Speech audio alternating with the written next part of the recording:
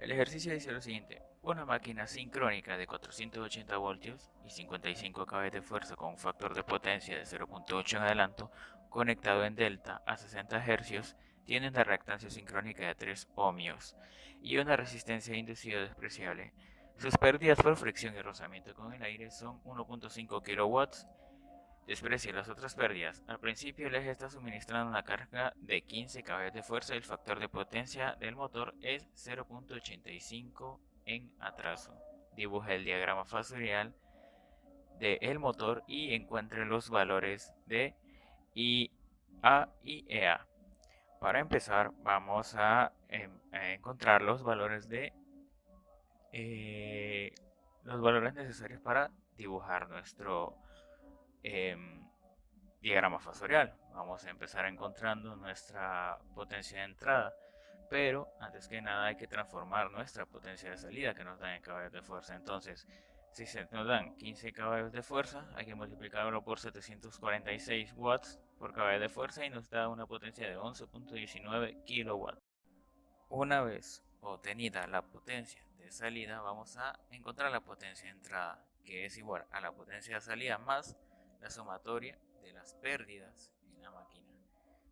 Ya que nos dice que despreciamos las pérdidas y que solo hay pérdidas por rozamiento del aire, solo se van a adicionar estas a lo que es la potencia de salida, dándonos un valor de potencia de entrada dándonos un valor de potencia de entrada igual a 12.69 kilowatts.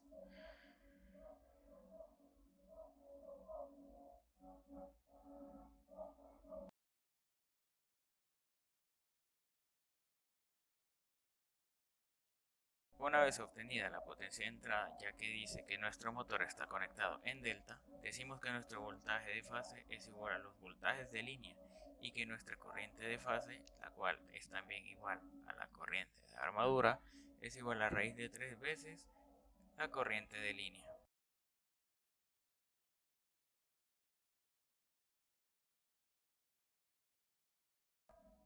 Por lo tanto, tenemos que la potencia trifásica es igual a 3 veces el voltaje de fase, la corriente de fase, por el coseno del ángulo entre ellas. Tenemos que el ángulo teta es igual al coseno inverso del factor de potencia que ya nos dan.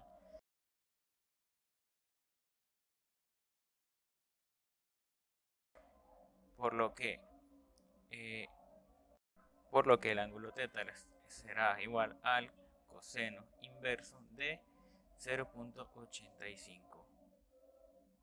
Teta nos dará un valor de menos 31.78 grados. ¿Por qué menos? Porque nos dice que es un factor de potencia en atraso. Una vez tenido esto, vamos a despejar para la corriente de fase de la fórmula que definimos antes, quedándonos con la corriente de fase es igual a la potencia trifásica entre 3 veces el voltaje de fase por el coseno de teta. Una vez realizado este despeje, lo único que nos resta va a ser sustituir los valores que habíamos encontrado anteriormente. Que entonces la magnitud de nuestra corriente de fase va a ser igual a 12.69 kilowatts dividido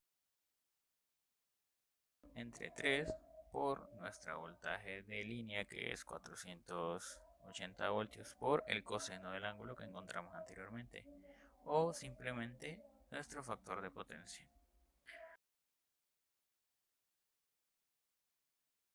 dejándonos así una corriente de fase con una magnitud de 10.36 amperios. El fasor de corriente va a ser igual a 10.36 amperios con el ángulo que habíamos encontrado anteriormente, que es 31.78 grados.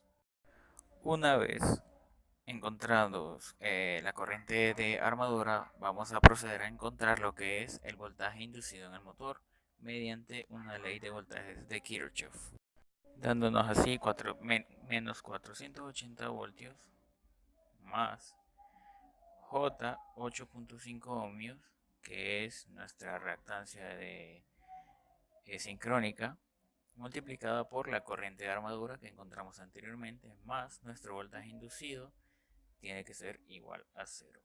Despejando para nuestro voltaje inducido nos queda que es igual a 480 voltios menos nuestra reactancia sincrónica multiplicada por nuestra corriente de armadura, que es igual a 10.36 con un ángulo de menos 31.78 grados.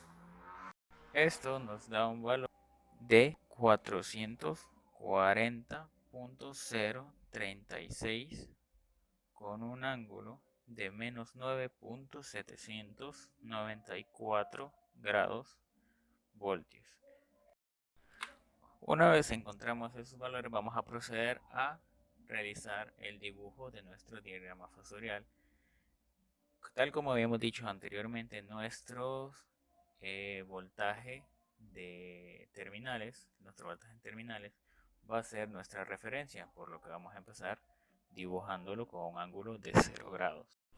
Luego vamos a dibujar nuestro fasor de corriente de armadura a aproximadamente un ángulo de menos 31.78. Cabe destacar que todos los fasores se están dibujando de manera aproximada, solo con fines representativos, ya que no se está haciendo cálculos de forma gráfica. En caso de que se estuvieran haciendo de una forma gráfica, los fasores deberán dibujarse a una escala dada. Una vez dibujados nuestros fasores de corriente de armadura y el negativo de nuestra corriente de armadura, vamos a proceder a dibujar nuestro fasor del voltaje inducido del motor. Luego se procederá a dibujar lo que es el fasor del voltaje disipado en la reactancia sincrónica del motor, que estará a 90 grados de la corriente de armadura.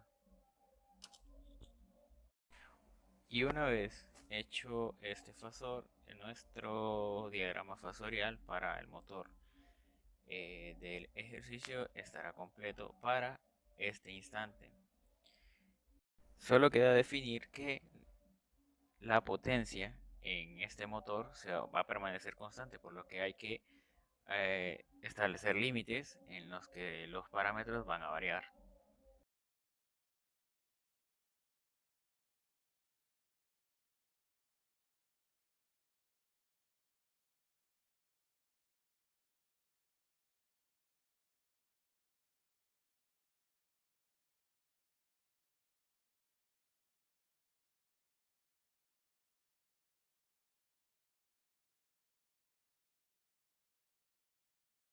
Ahora procederemos a realizar el inciso B del ejercicio.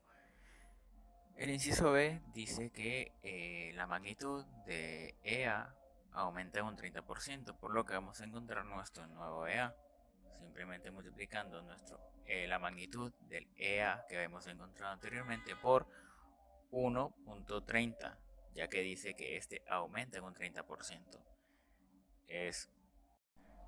Esto va a ser igual a 1.3 o 1.30 multiplicado por la magnitud de A1, que es igual a 440.036, dándonos un valor de 572.0468 voltios.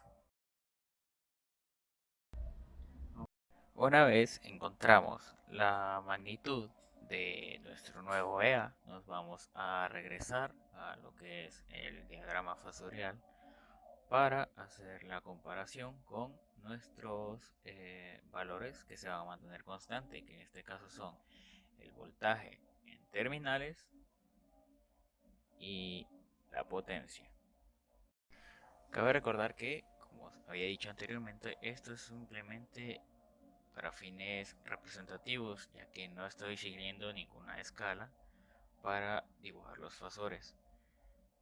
Una vez trazado el fasor de E a 2, vamos a trazar nuestra J por la J reactancia de sincrónica, perdón, por nuestra nueva corriente de armadura, la cual estará a 90 grados de la corriente de armadura nueva. Se alargará el fasor de el voltaje en la reactancia sincrónica para encontrar la ubicación aproximada de lo que será nuestra corriente de armadura 2.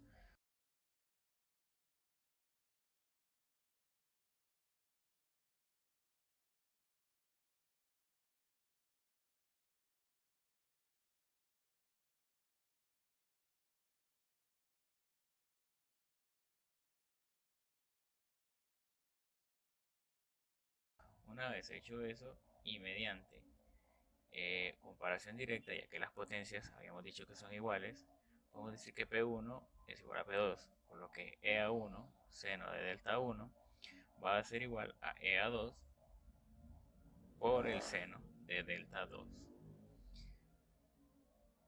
Ya que tenemos el valor de EA1, seno de delta 1 y EA2, podemos despejar para delta 2 y así encontrar nuestro nuevo ángulo de torque, por lo que delta 2 va a ser igual al seno inverso de EA1 seno de 1 delta 1 entre EA2. Despejando los valores, decimos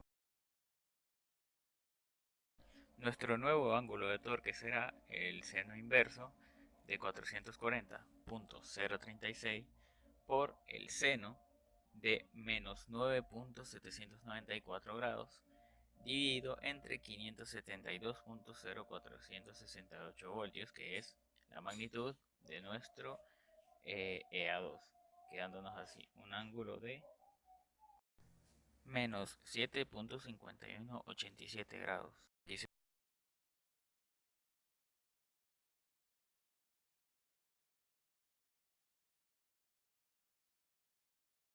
demuestra de que nuestro ángulo de torque 2 es menor que nuestro ángulo de torque 1.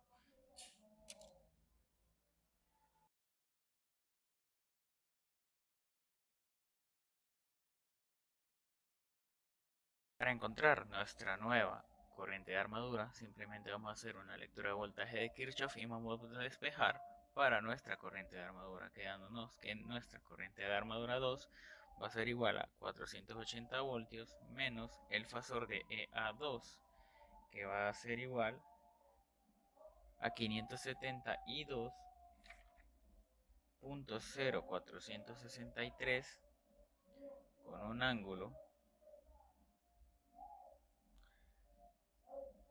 de menos 7.5189 grados, dividido entre J por 8.5, dándonos un valor de 13.513 con un ángulo de 49.334 amperios.